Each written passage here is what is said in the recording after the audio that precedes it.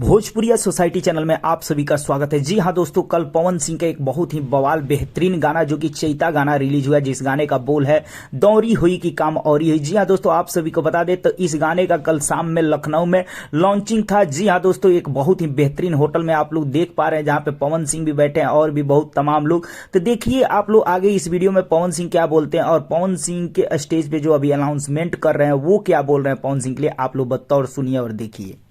आदरणीय पवन भैया जी, हम सबसे बात कर रहे थे, जो हमारे यहाँ पे क्रिएटर हैं, ये बोल रहे हैं कि यहाँ पे शेर है। पवन सिंह जी की आवाज है, प्लस म्यूजिक इतनी अच्छी है। इन्होंने हमें अभी के अभी 500 मिलियन का वादा कर दिया कि होना ही होना है, और मुझे पता है कि जहां पवन भैया होते हैं लाइन वहीं से शुरू होती है।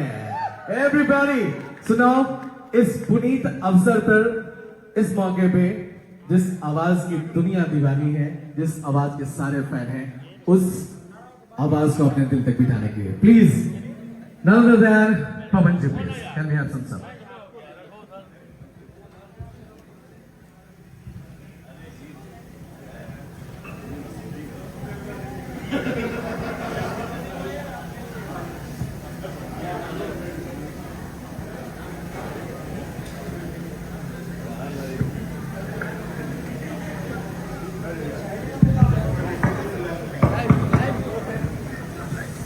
क्या है हुई कि काम और ही हुई।